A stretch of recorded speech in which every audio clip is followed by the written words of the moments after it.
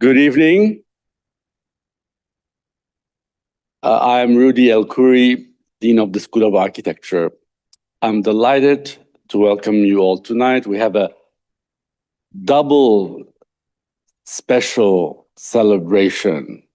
So we're marking the University of Miami's centennial by honoring some of our outstanding alumni with the Centennial Medal, a recognition of the remarkable ways our graduates have shaped the profession and their communities, but also we are celebrating the launch of the Art of the New Urbanism with a lecture by the co-authors and medal recipients. They will show how ideas born at the school and the work of our alumni have made such an impact on the field and on cities around the world. The medals are meant to be presented at the homecoming in November, but we thought this evening was the perfect moment to recognize not only the book's authors, but also a number of alumni we associate with the vision and legacy of New Urbanism. And with that, let me turn it over to someone who has been at the center of this story from the beginning, our distinguished former Dean, Elizabeth Platter-Zyberk, whose leadership helped shape the school, but also the New Urbanism movement. She will present our speakers tonight.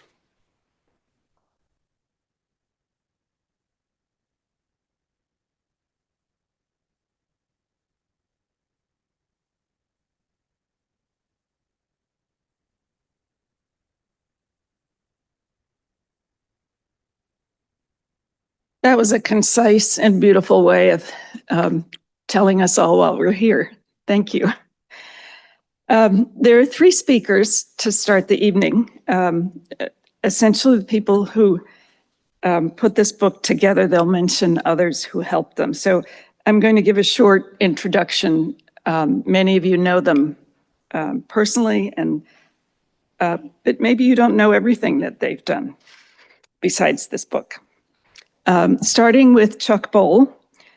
He is the founding director of the Masters in Real Estate Development and Urbanism program here at the school. At the school for 25 years, he has created and directed multiple programs for emerging practitioners focused on developing vibrant, walkable communities. Before starting the MRED in 2008, Chuck directed the night program in community building for 8 years, and he developed the New Urbanism Online CNU accreditation program with Professor Joanna Lombard, who's here. The school continues to collaborate with CNU on the CNUA course and exam. I'm helping them rewrite it as we speak. And Chuck has been chair of, as well, of CNU Florida. He's on the board of National CNU. And at the same time, he chaired ULI's Southeast Florida Caribbean District Council. And he has had similar service positions in the European Union. So New Urbanism, architecture, ULI really bespeaks of someone who is very good at bringing sometimes opposites together. He's the author of Placemaking, Developing Town Centers, Main Streets, and Urban Villages, co-author of Cité, Hegemon, and Metropolis with Jean-François Lejeune.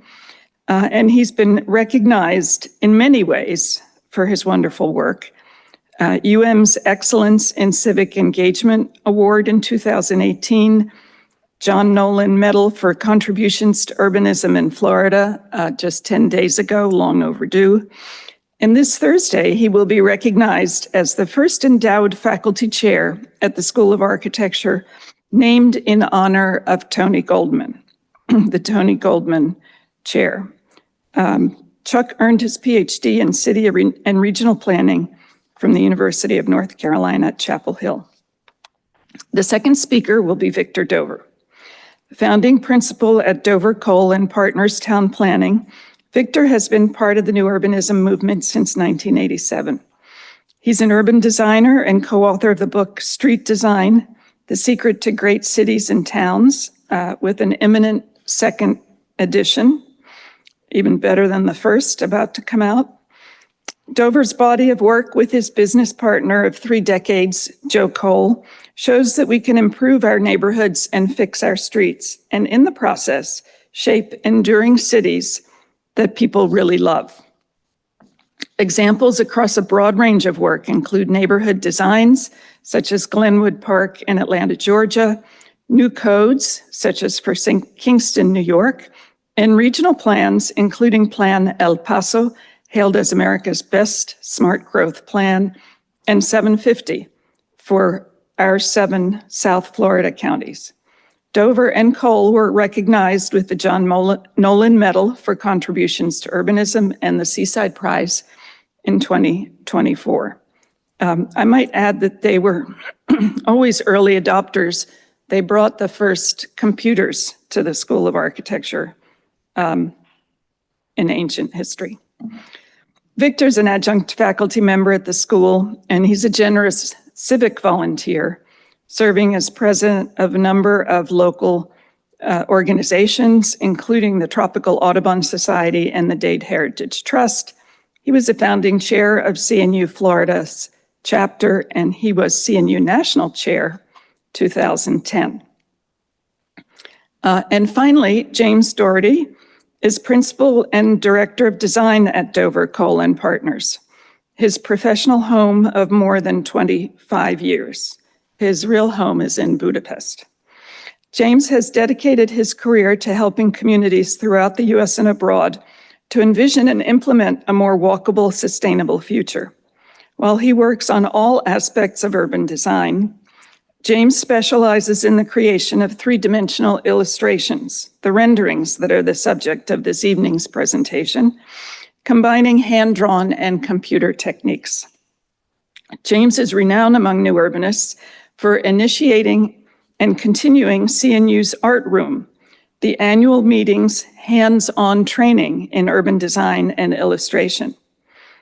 James co-curated, and I think that's the only rerun every year in the Congress, is James's session. James co-curated the 2012 West Palm Beach exhibit, The Art of the New Urbanism, which is recorded in the book.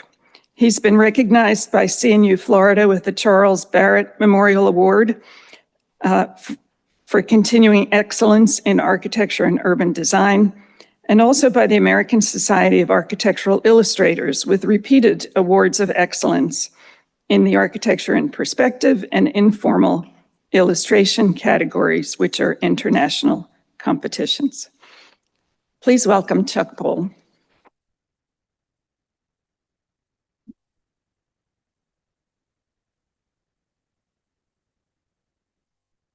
Thank you, Liz. Boy, what an audience. I teach in here every Friday, have for many years, and it's a little different crowd than usual. They're tough though, but the student crowd is pretty tough.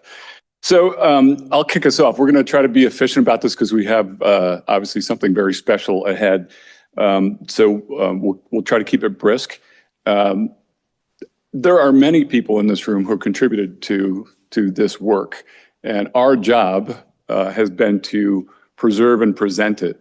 And it's been a journey. It started with the exhibition that was put together for CNU 20 in West Palm Beach, and took a little hiatus, and now has been revived in this book. All of your work, as you see, has been preserved over all these years, and is really beautifully presented in this book.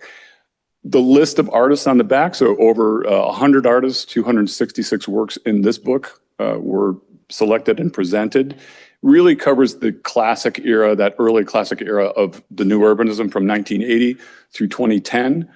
There's also a name at the bottom of this cover that I want you to see. That's the cover design by Lee Dover, coincidentally, same name as Victor Dover over here, who did an amazing job helping to bring the book to life, and also the videos that were done of the artists who, there's about a dozen of them, right, online, where they were interviewed to tell the story of their drawings. So the drawings in the book, they're beautiful, but they also are purposeful.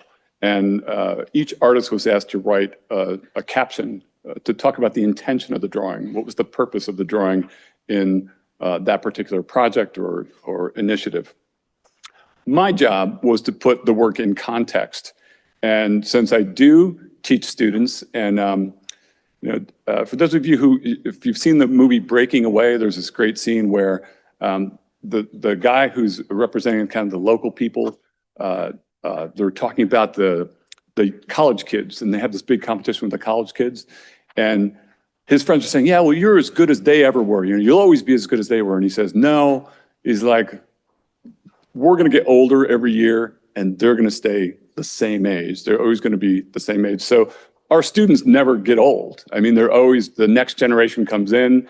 And so I had that in mind when I wrote this essay to kind of put this in a historical context, is that our students really, for the most part, know nothing of the period that came before the new urbanism. And so I didn't want to start just with like 1980 and move forward. I wanted to put it in the context of what came before. And that's what this essay is about. This is a long essay, and we're going to cover it in about probably 5 minutes or so. So this is architectural visualization in the age of urban renewal. And I took two projects from Manhattan, one called the Lower Manhattan Expressway, which among other people, Jane Jacobs and Robert Moses were actors in this. Jane, this is one of the first things where she became really prominent as an activist. And the other one will be Battery Park City. And both of them took long periods of time and had multiple plans done by the best architects and planners and teams of the day. They capture what was going on in terms of how, not only how things were visualized, but the process that they went through. This is the cover of the Cross Manhattan Arterials and Improvements Expressway. It is unaltered. This is exactly how it was presented, and the authors were very proud of it. And it goes through all of your favorite neighborhoods, or would have, through Chinatown, through Greenwich Village, through Little Italy, and this is the model. So there were no computers to do the modeling. So this is an actual physical model. The models would be built and photographed. This also shows right in the heart of Manhattan what was being proposed. And then, of course, the sketches of the cross sections. This is one of the plans. So the beginning in the 50s, so carrying on all the way through the 1970s. So all the way into the early 70s. And this is what I want you to remember when you look at these. These weren't ancient history by the time the new urbanism appears. They were current practice. So these are just two examples of the analysis that was done. On the left, building life expectancy. In the black, those parcels that were expected to be there for a long time, typically the most recent construction, and all of the gray, all of that fine grain, small block urbanism was the short term. That was expected to go away. On the right, this is a traffic projection. In the 1960s, they were projecting the traffic for 1990 to 2010 and the highways to carry that traffic through Lower Manhattan. This is one of the best illustrators of the day. This is Paul Rudolph. All of his work for this project is in the Library of Congress, available online. And this was, he was brought on toward the last scenario for the Lower Manhattan Expressway to give it life. It had failed a couple of times. And so he came up with that it would be a continuous structure that would have all of the uses in and packed into it. Residential, commercial, post offices, you name it. And it would continue throughout Manhattan as part of this bridge structure. As I noted, there is something missing from the drawing. Wait for it. What is it? What's missing from this drawing through Manhattan? Manhattan's missing from this drawing. There's no context. So I'm starting to lay out for you the contrast between before and then after new urbanism. Context, which would become so important for new urbanists, was not important in this time period. This is one of the famous drawings of the day. For those of you old enough to remember, you saw this drawing a lot. This is the cross section of Paul Rudolph's design for the Lower Manhattan Expressway. This was his precedent that he cited. When they said, where did you come up with such a crazy idea? He said, of course, it's the Ponte Vecchio. We use precedents a little bit differently in new urbanism, a little more literally. Battery Park City, the second project. This also was carried on for a long time, I think 4 different plans. The last of which was 1979, which becomes this really important turning point in urban design. But the early plans, this was in the middle, this was 1966, all were in the same genre, heavy, large, mega projects, and ringing all of Manhattan, this lower Manhattan. And this was the illustration, again, by one of the best illustrators of the day. This is James Rousseau. And even if you look beyond the high rises down to the low rise buildings, that is in fact a wall of structures that broke all of the streets that ran to the waterfront, where Battery Park City is today. These were drawings and visualizations for 2 audiences. They were for the people in power. So Lower Manhattan was run by David Rockefeller, a very powerful business association. One of his competitors for the visioning of these 2 places was his brother, Nelson Rockefeller, who felt the state had to determine what these places would look like. He was also responsible for the Empire State Plaza in Albany, where I'm from. And the other audience was the architectural press.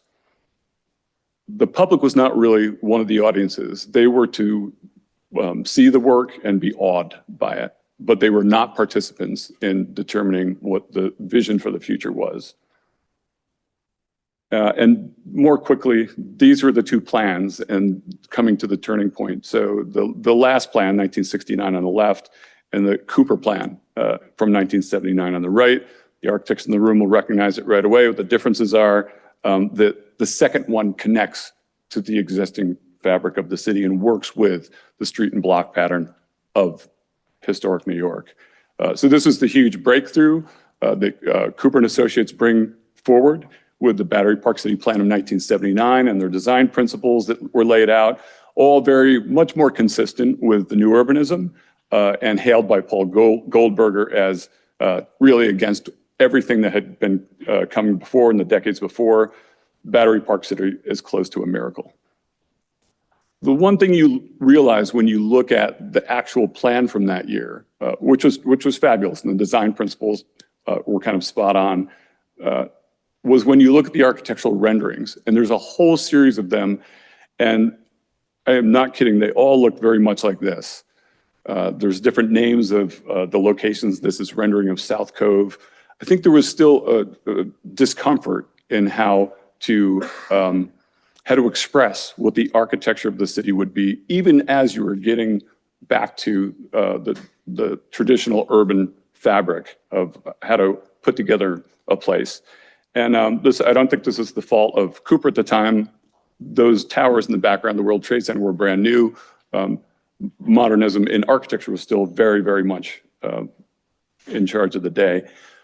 Then comes the relearning of civic art. You all know this figure and how important he was in part of this story, because it wasn't being taught in architecture schools, and it did have to be relearned. And there's people in here who went back to much farther than even the early 20th century, the works of Raymond Unwin and people like that, to German texts of simply how to draw, how to express different sense of place in different contexts, and at what eye level you would do that drawing, all had to be relearned.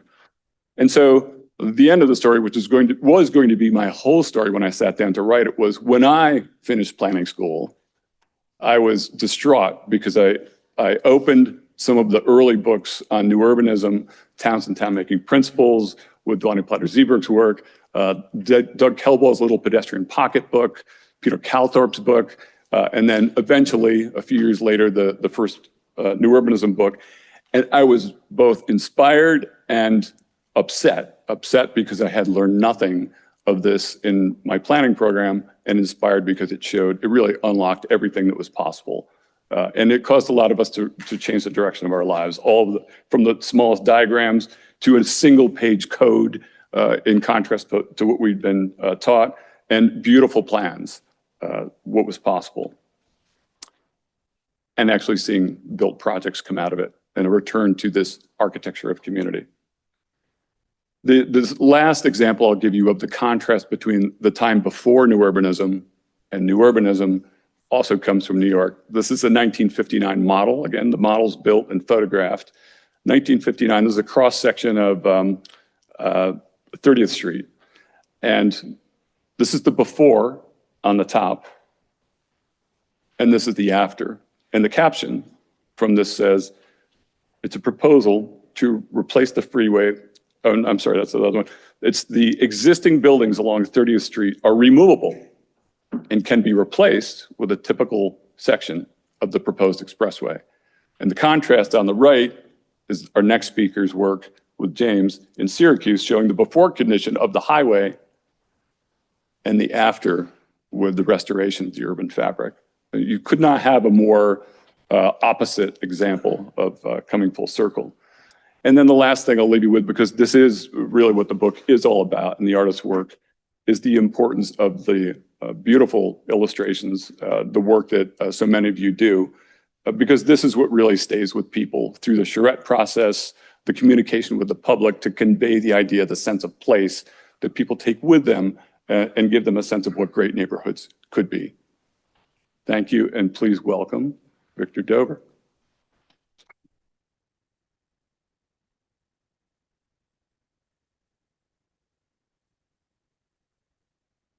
Thank you, Chuck. You know, those of us who went to architecture school during the couple of decades prior to the New Urbanism were awash in images from art and architecture like this one, which we love. But it represents a kind of cold abstraction that had taken hold and was the norm.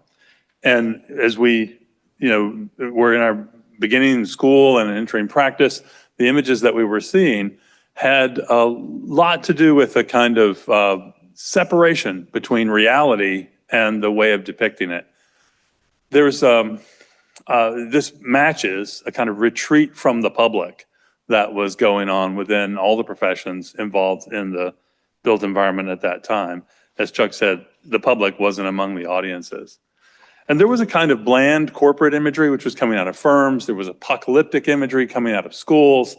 And so the New Urbanists basically had the opportunity to see if we could change that discussion. And I think vivid illustration was still being employed, but usually for polemical intent and not necessarily as a picture of what you intended to build. And so the New Urbanists started drawing what we actually intend to build with a kind of confidence that you could build your way out of your problems and you could make the world better rather than worse through growth and change. This beautiful image by Jason Montgomery from Catholic University kind of captures in some ways for me the New Urbanism as a reform movement. It's called A View of the Painting. And so if you look closely, there's a line here and an easel. The painting is sitting in front of the existing conditions. And the rest of the title is The Effects of Good Stewardship in the City and Country. So what the city could be is on the canvas. And what the city actually is, at least for now, is all around it. So vivid illustration was a natural place for the New Urbanists to go. There's a long tradition, though, that kind of before and after thinking that Chuck introduced. Late 18th century landscape architect in England, Humphrey Repton, would make these incredible paintings of the existing conditions and then would use a rigid canvas flap and paint at the same scale after, before, after, and then flip them back and forth so the clients could see what was actually being proposed. And I find it very interesting. Of course, they're beautiful, but you can't help but notice that in his existing conditions, paintings show a place that also looks quite beautiful, which Jason Montgomery did not. And so the practitioners have a few things in the New Urbanism that really stand out. One is that in many, many cases, the illustrators are the designers and the designers are the illustrators. Now, this might be because the budgets are not what they need to be, and we double up. But I think a lot of it has to do with the fact that the illustrators, the renderers, are the most powerful member of the design team, and by far, and especially where images are created in these highly caffeinated, high-speed charrettes. where the person doing the drawing is filling in a lot of the blanks. They're putting in placeholders for things that haven't been figured out yet. They're drawing buildings that haven't even begun to be architecture. They're pre-architecture. And that makes them the voice, really, for what the project is very early on. And there are a lot of examples in the book of images that were made during these charrette events as either inspiration or specific direction or both. That tradition continues. I found an old drawing of James leaning over a drawing production style. We get a production line going where James might be doing line work and then Eduardo would be putting a base color on and then Kenneth would be painting another color on top of that and they would pass it along as they would go. But produced a lot of visuals really quickly and not all of which we used. Now, one such practitioner of great importance to all of us and to the book was Charles Barrett. Charles worked for DPZ and he was, I think he's often credited by Liz and Andres and others at DPZ as a key contributor to the design content of the firm. And Charles had a skill to put very small amounts of ink on the page and still convey a tremendous amount. We lost Charles in 1996 at far too young an age, but by then he'd already established himself as that visual voice for the new urbanism. Andres, in an article in the Classicist, wrote at some length about Charles, and I'd encourage you to read that. But one of the things he said about Charles was that using just a sign pen and only a little bit of ink, Charles had the ability to convey what was being proposed in a way that people loved it. Even the least sophisticated could understand what was being proposed. And he was chided, in Andres's word, for making the equivalent of propaganda posters. Yeah, which is interesting. And perhaps that's true, but he was never comfortable with that, you should know. But he was also proposing with vigor how much better the world could be made. That idea that you might produce more images than you actually use in the final plan comes up another way, and we talk about it a bit in the book. There's storyboarding, which filmmakers do when they go out to set up shots. Before they go out with cameras and so forth, they do quick sketches to illustrate the main idea. And so a storyboarding technique has become more and more customary in urban design charrettes. These are some of James Dougherty's storyboards.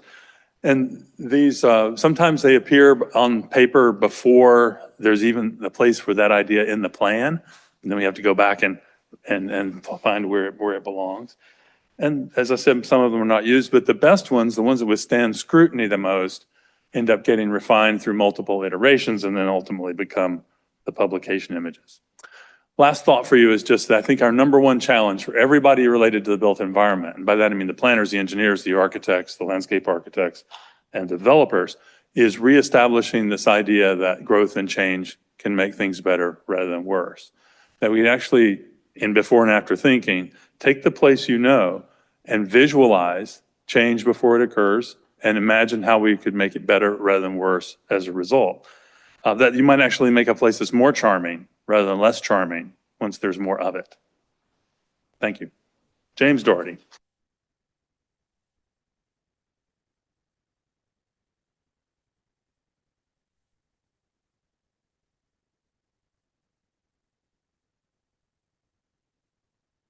Thank you, Victor. And thank you, everyone. It's a thrill to be here with you all. And especially, the University of Miami is where I came to learn how to do new urbanism. I remember it was going to undergraduate school up in Virginia, and one of my professors at that time, recommended that I see this guy coming to town giving a presentation about a new project they were doing in Norfolk, Virginia. And it was Andres Duany doing the final charrette closing presentation for their East Beach project. And I remember it was just a revelation to see this. A lot of places in Hampton, in Virginia, where I was living, where I grew up, looked a lot like this diagram up here.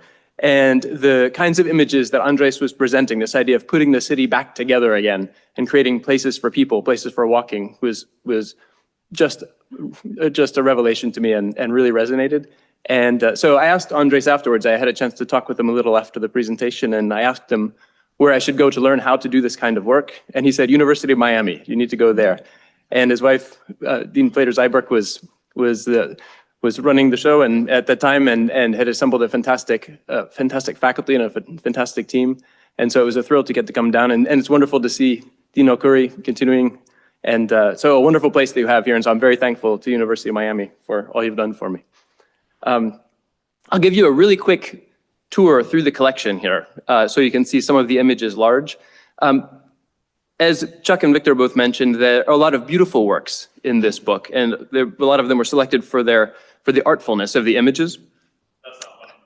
What's that? This what I'm building up. And so the images that are in the book are also meant to illustrate great content. It's meant to illustrate new urbanism. And so essentially what all of the images that you're gonna see after this one are about is fixing this pattern. So this is suburban sprawl, a diagram that Victor drew, and it's a pair of diagrams. And so this showing the suburban condition. So the idea of uses separated in the landscape. You can see places to shop here, places to live over there, places to work over there. And essentially the only way to get from one of those to the other is to get in a car and drive. It's hard to imagine walking in an environment like this, particularly in a place with hot sun like South Florida.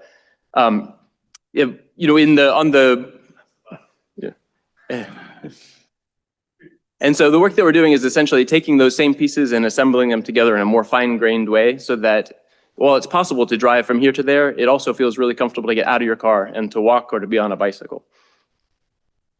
And so lots of great examples of this kind of great content in the book. This diagram is interesting. It shows the benefits not just to the people, but also to the environment for this kind of work. So on the left is existing conditions. The middle is what happens if you allow a little bit of growth to sprawl out across the landscape, consuming natural areas and farmland. But on the right shows the benefit of what can happen if you cluster that development and compress it into these walkable centers, and therefore you can preserve a lot of the green and a lot of the nature. Great examples in the book of wonderful neighborhood plans. This one is by Plus Urbia from here in Miami. Here's another by the great Charles Barrett, showing all those essentials of walkability, connecting the streets, shade, mixture of uses and so forth. And then you can see images of how that feels on the ground, creating these great places for people. We hear a lot of times that not everybody wants to live in the middle of downtown, in the heart of downtown. And so this wonderful diagram by DPZ helped to show that you can achieve walkability at a wide range of different kinds of intensities. So the rural to urban transect, it's possible to achieve walkability at the small town end of the spectrum, or at the downtown end, or anywhere in between. And so what we do when we go to a community is try and find out where along that spectrum they want to be and to help them achieve that. A lot of the works in the book are projects that were focusing on overlooked areas, kind of lost space within cities and towns. So this is the downtown of Cincinnati that had been severed from the waterfront by its highway. And so this shows the idea of capping and connecting across the highway and reoccupying that area along the water and giving the waterfront back to the people of the city. This is Johnson City, Tennessee. Looks like it's completely built out, pavement wall to wall and buildings across the entire scene here. And so oftentimes people will think there's no room to add anything, but really in these places we find that there's enough room to add an entire city back. And at the same time, make it feel much better to be out of a car and be a human walking up and down the streets and the sidewalks. A South Florida example. This is a great pattern, I think, that Chris Ritter, who's here in the audience, is the artist who drew this. And a pattern that I think would be fantastic if we saw more of it in South Florida, this idea of not backing up buildings to the water, but here you can see the idea of some of those commercial buildings turned around and facing the water's edge with a walkable promenade along the water's edge, giving that experience of seeing the water to the public and making a public space out of it. This is meant to be in Cutler Bay along the US 1 corridor. Another great example of completing a waterfront in downtown Bradenton, Florida, adding to their already fantastic waterfront, but making it more complete over time. And this diagram by Calthorpe and Associates shows the idea that this design for walkability is important at multiple different scales. So neighborhoods, for example, a walkable neighborhood can fit inside of a walkable district and can fit inside of a region that's well structured to support that as well. And you'll see we'll zoom in from the neighborhood scale in some of the drawings that you see from the book. And so at the finer grain levels of scale, you can achieve walkability as well. With this work, we're not reinventing the wheel. There's thousands of years of walkable places to draw upon. And in the book, there are a number of these fantastic examples of documentation drawings of existing places. So these both by the fantastic Diro Tidani, and Piazza Navona there on the right in the book is paired closely with this image of Val d'Europe by Joseph Altuna. And it's interesting, you can see borrowing the spatial form from the Piazza Navona here in this new project. Beautiful drawings by the late Bill Dennis, showing documentation of places, kind of small vignettes. And I love how his drawings communicate not just kind of the essentials of the architecture, but they communicate what he was feeling as he was visiting those places. And these drawings, drawing and design are nouns, but they're also verbs. It's also about doing something. And so when we're working on these projects, we're working in communities with people live. We'll go typically to a community without any kind of preconceived design drawn. We'll go with blank sheets of paper, blank base maps, and we'll have a dialogue with the community, and we'll use drawings in the process of that dialogue. And the drawings are wonderful because it helps to clarify people's points. And oftentimes when people were arguing verbally for a long time, when we start to draw, we realize that they were a lot closer together than they thought they were. And they're actually agreeing on a lot of things. And so we'll work through a series of drawings like this. So going from really rough drawings at the top left. And as these drawings are being produced, these are some of the ones that I had done for Masherette, we're asking people, do you like this? Do you not like this? What about it can we improve? And we'll make changes to these drawings as we go through the course of a design process with the community, getting it closer and closer to the bullseye, hopefully, to where we're really tuning it to be the place that people want to see in the future. Another example from Glenwood Park in Atlanta, Georgia. The top left is existing conditions before the project. So the site was a recycling plant for concrete. So kind of a former recycling plant for concrete, and so kind of a forlorn site. And you can see here the design sketches. I'll show these a little closer up, that where we refined the design and then got to the finished result. The built result is there on the right-hand side. And so through those design sketches here, you can see the idea of refining the various physical design ideas. So the building in the background on the left there, for example, as I go through the different versions here, you'll see we're working with the client and with the community and refining the architecture. Here, the client had a very clear idea of some of the historic kind of industrial, classic industrial buildings in Atlanta that they wanted to key into in terms of the architecture. So you can see us zeroing in on that and getting closer and closer. And it's also interesting, they were interested in kind of the tone of the project culturally. And so you'll see here there's a BMW there, and you'll see there's a wine glass on the table, and they thought that was too kind of too prim and proper and so forth. And so they asked us to swap that out. So you see, switched for the Beetle, and over on the table on the left-hand side there are beer glasses. And the colored version of the rendering. And so that it has been implemented fantastically there as well. Working back and forth with the public, one of the ways that we like to show these changeover times is in small steps. So this is existing conditions. And it takes a long time oftentimes for these projects to be implemented. And so it's useful to show the drawings happening in small steps as well. These small changes that can happen over time and lead up to big results over longer periods of time. It helps also to show the drawings this way so that people aren't too shocked. They're not taken from first gear to fifth gear when we show going from a before to an after, but we can show them the kind of incremental way of getting there. Working back and forth with the public, one of the things that's very useful about the drawings, I think also, verbally, it's possible to communicate emotion verbally, of course, but with the drawings, it's possible to communicate kind of right to people's hearts. And so I think they're very powerful in that way. So a drawing like this was for the Palace of Fine Arts in San Francisco. It was actually for a proposal for a project that was focusing on pedestrian improvements in the area. And they realized that it was really important to communicate the feel, the emotion of the place. So this drawing really speaks to my heart when I see it. It is more than just pavement patterns and so yeah, really speaks deeply. So I'll go through a series of these. By Moule and Polyzoidis. This is the great David Carrico. So a series of drawings here. We've got a lot of examples in the book that I think are just beautiful in terms of how they communicate to the soul. And architecture, we hear a lot about architecture in New Urbanism. In the book, one of the things that we're trying to show is how the architecture is in service to the urbanism. So this drawing here by Christian Sotil on the bottom left, you can see It's paired with the urbanism on the upper right. You can see that this architecture fits inside and reinforces the shaping of those urban spaces. So within the book, typically you'll see the architecture tied to urbanism. Opticos design. I love this drawing also. This shows the power of artful arrangement of relatively simple building types. So these kind of rectilinear solids with simple gable roofs or hipped roofs on them, the idea of them cascading down and reinforcing the flow of the landscape creates such a beautiful and striking pattern. Here are some incremental info within a neighborhood, row houses with a few live-work units, really creating a feeling of place. Great Juan Coruncho, this drawing here from South Florida, from West Palm Beach. So this shows the idea of trying to key the drawing and the design into the feel of the place. So borrowing from the architecture of Addison Meisner, for example. And Lou Oliver's fantastic drawings here.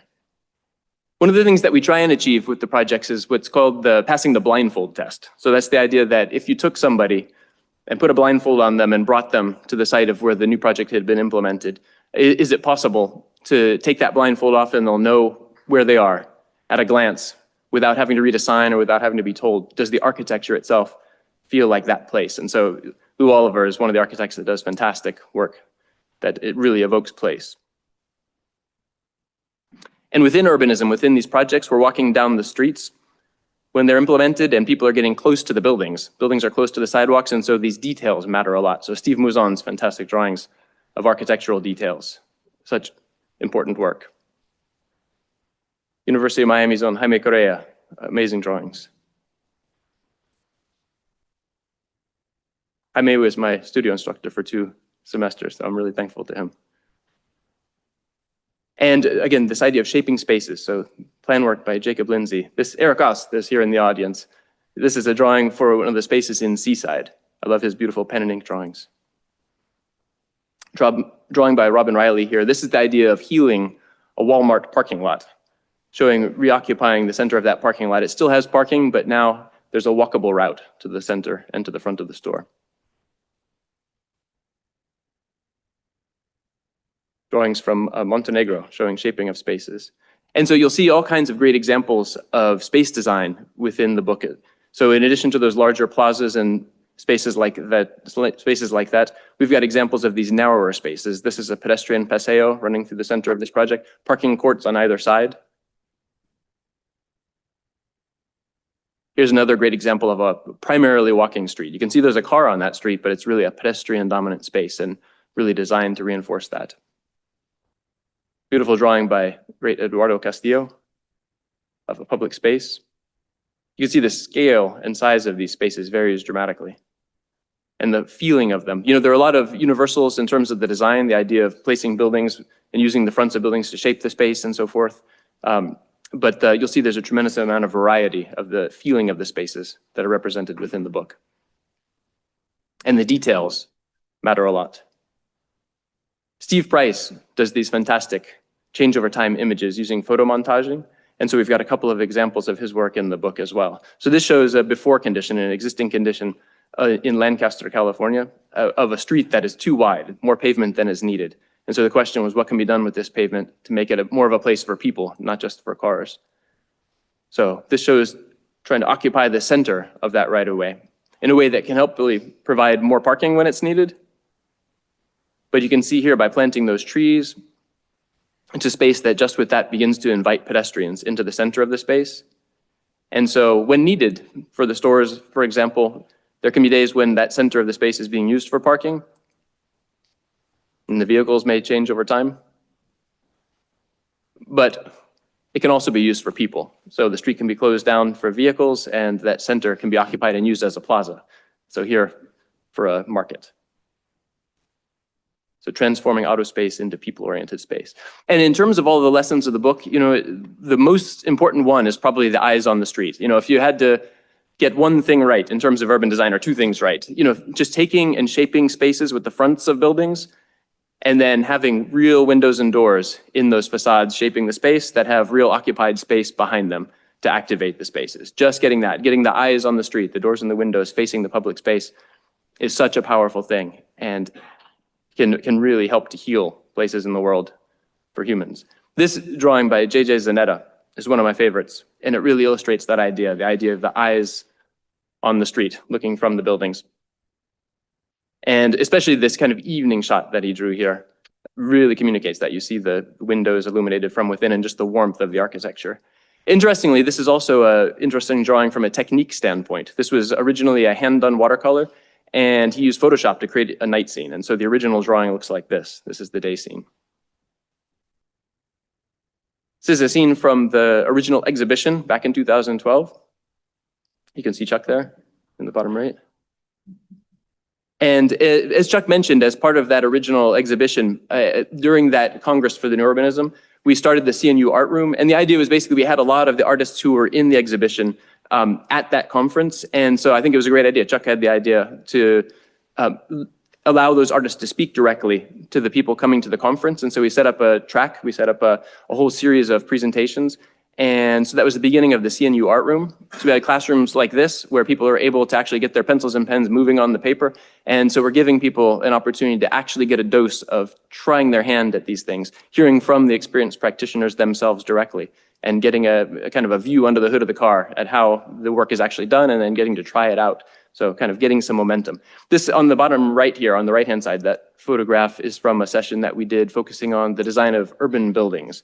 And so we walked folks through kind of step by step how to go from massing of a building, subdividing that, and creating a facade for a walkable place. And then when each person who did each of those facades finished their work, we took and brought them all together and stood them up on the table and put a civic building at the end and showed how that can become urbanism. And so within the book, we've got all of the curriculum for a number of years of the CNU Art Room.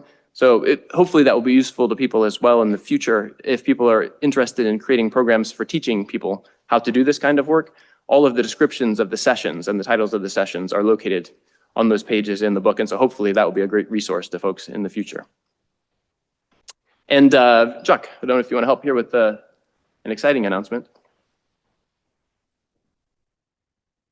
Okay. Sure. So the book came out in June through Victor Dover's publisher, Wiley, a publisher of the Street Design book. Victor, what's the news? They've approved volume 2.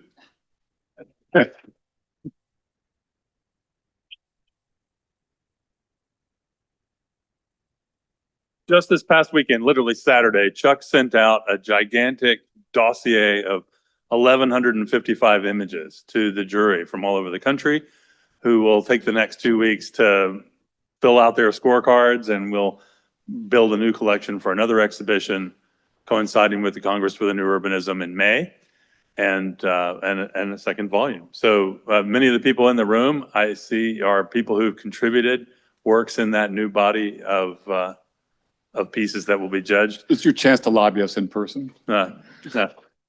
All over the country, jurors all over the country. But I will say one last thing. Bernardo Schenkman, who's the impresario of a thing called Smart City Expo held each year here in Miami, announced that their organization had declared the Art of the New Urbanism Book of the Year. And he said to convey that everyone who attended here tonight has a scholarship to attend Smart City Expo at no charge. I want to say it's not going to be easy paring down that collection either.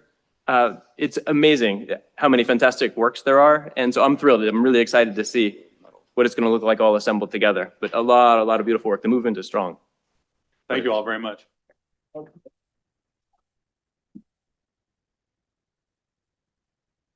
So my job's to make the transition. 2 quick things. One is, I know it looks like we're hopeless shills for this book, but all of the royalties from both this book and the next volume, the author's royalties, will go to the Congress for New Urbanism. So this is a labor of love and a ton of time and resources from both the school and from Dover Cole to make them happen. So $60 for a book really isn't that much compared to what was put out to make it happen. And those of you who are the artists, if you do go over and get a book, the best way to get a free t-shirt is say, "That's me" on the back of the book, and they'll give you a free t-shirt.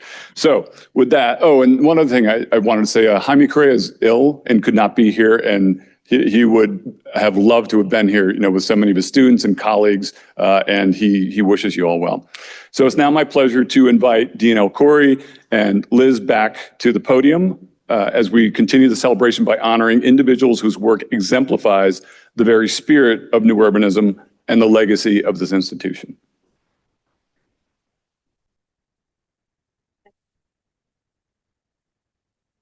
And by the way, if you have questions, comments about what you saw, please join us at the reception, and you'll have the opportunity to continue this conversation.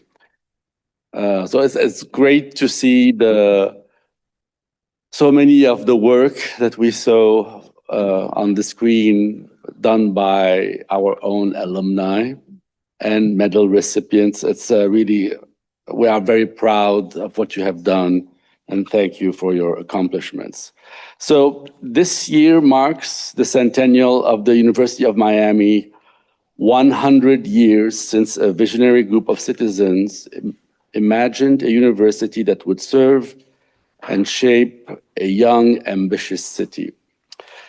Since opening its doors in the aftermath of a hurricane and the collapse of the South Florida land boom, the university has grown into one of the nation's premier private research institutions. From its early days as Centennial to its current standing as a proud member of the AAU, now ranks among the top universities in the country, an achievement we all share in and celebrate. The School of Architecture has played a meaningful part of this story.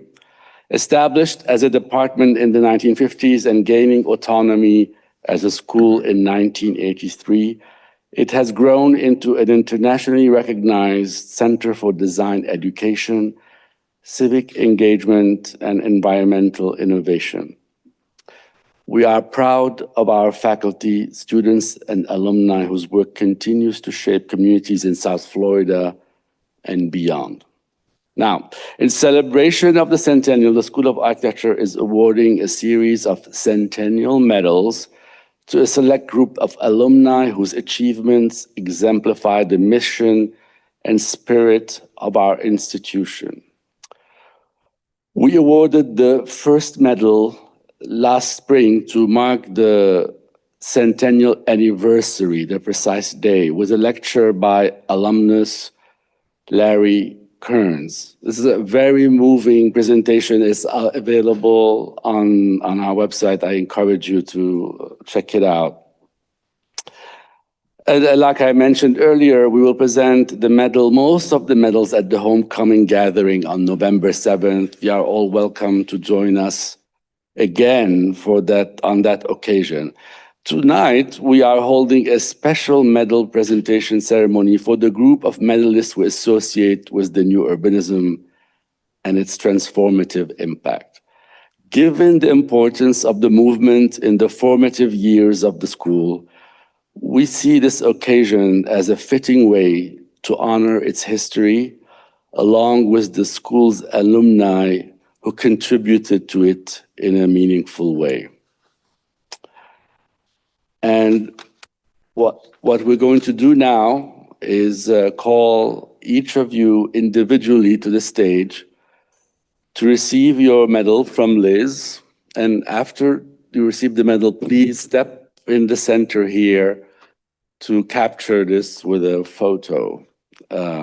Individually? One by one, yes. And then we will have a group photo at the end. So, congratulations to all, and let's begin. Judith Bell.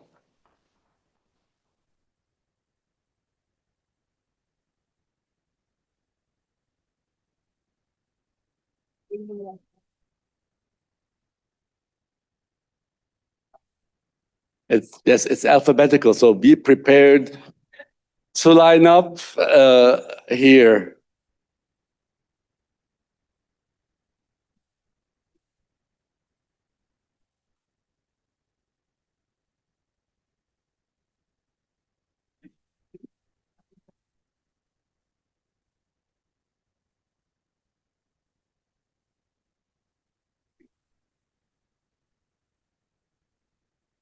Marissé Chael.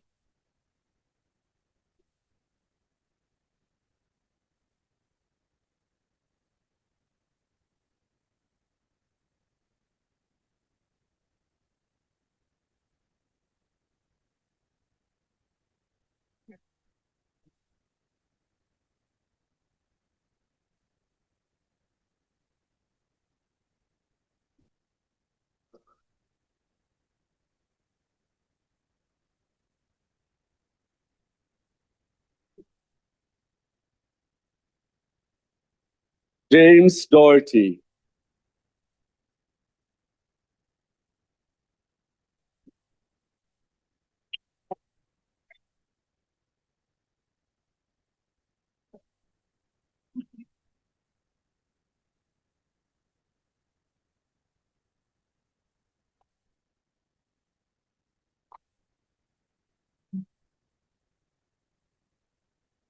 Victor Dover.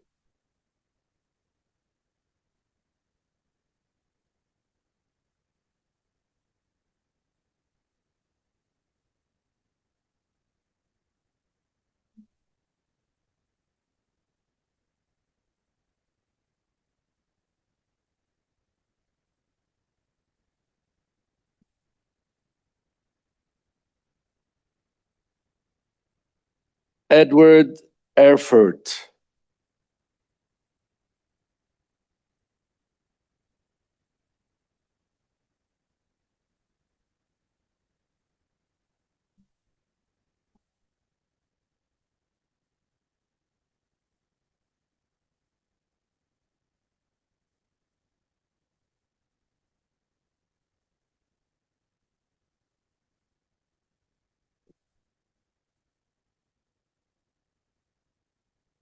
Anthony Garcia.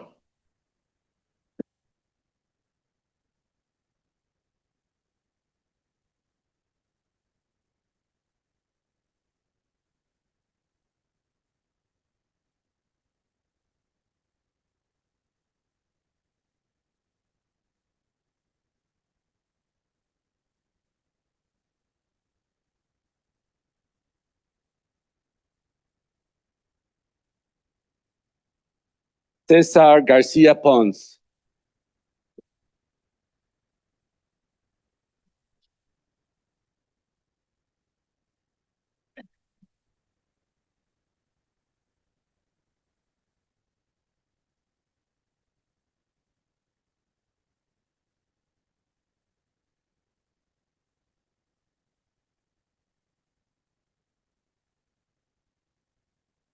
Anthea Giannotes.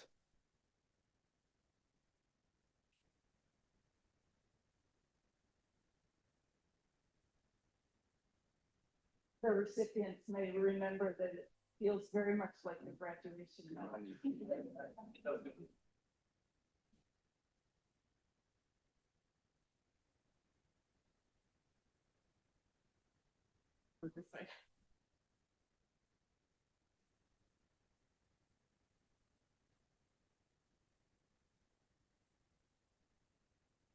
Joseph Cole.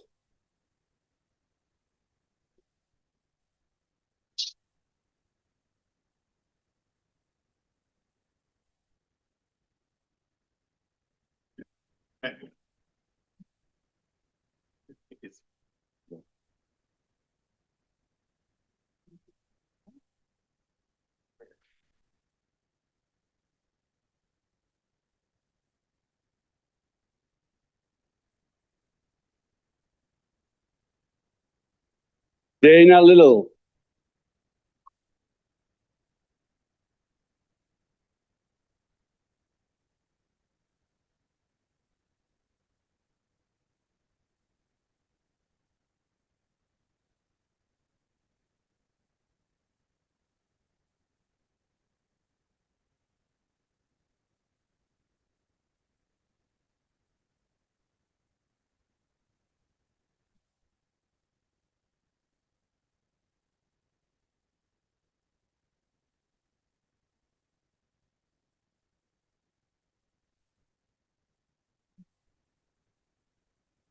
Eric Ost.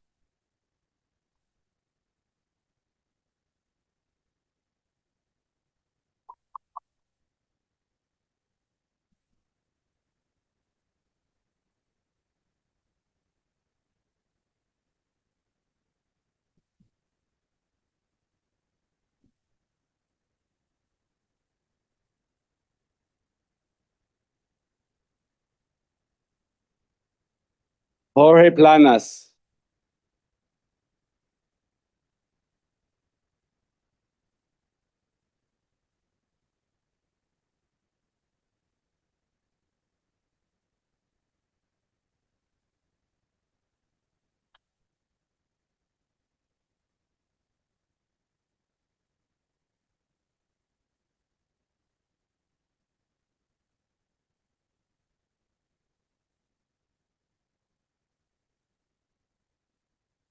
Chris Ritter.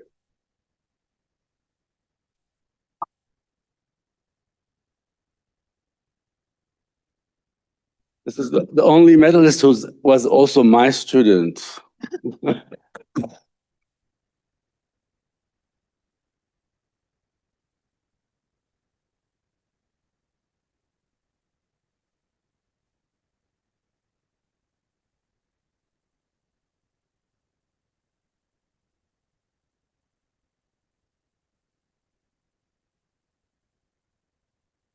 Shailendra Singh.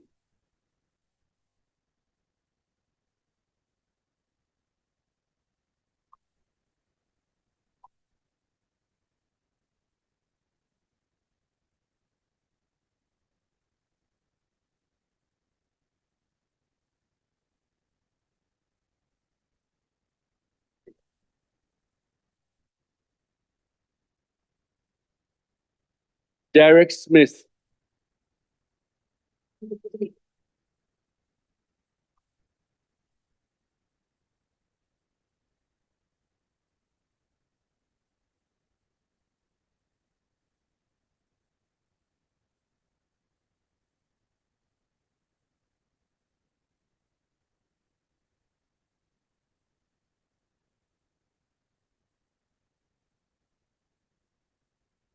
Ramon Trias.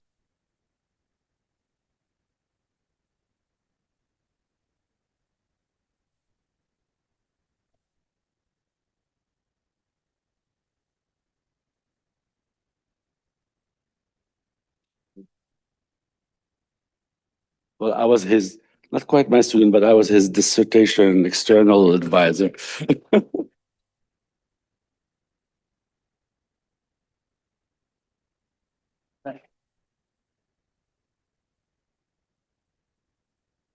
Estela Valle.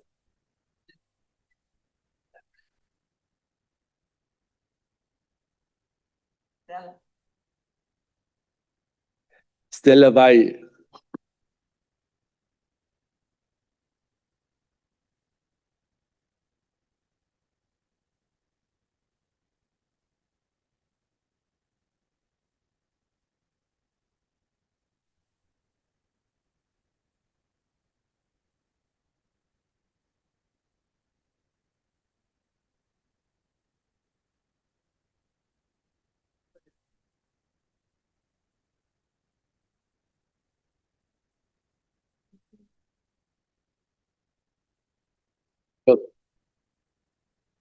And Eric Valle.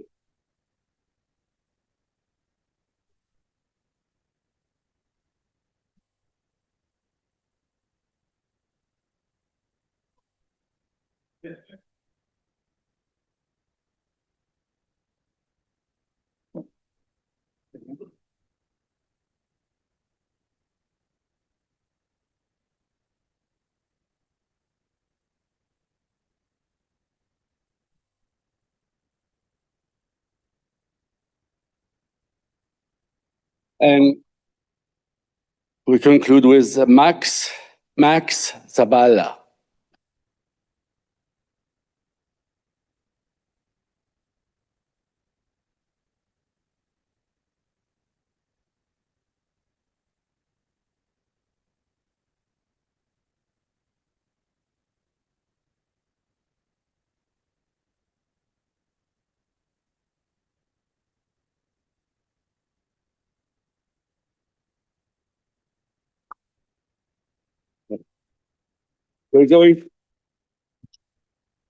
We're going to have some closing remarks by Liz, but before we close, Liz, we're going to have a group photo since they're all here.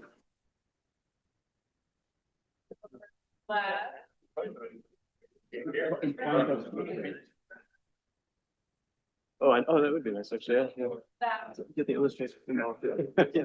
Shouldn't we do that as the background? That'd be cool. Oh, yes. We should have the auditorium. On the back row. Good idea. All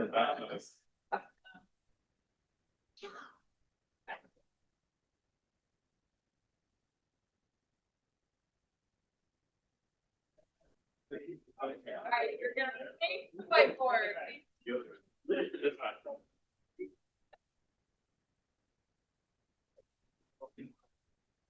All right, you can't see me, I can't see you. That's the rule of thumb.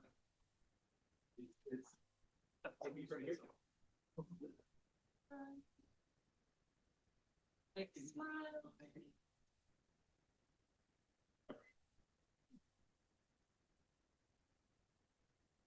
We're good, thank you. Congratulations.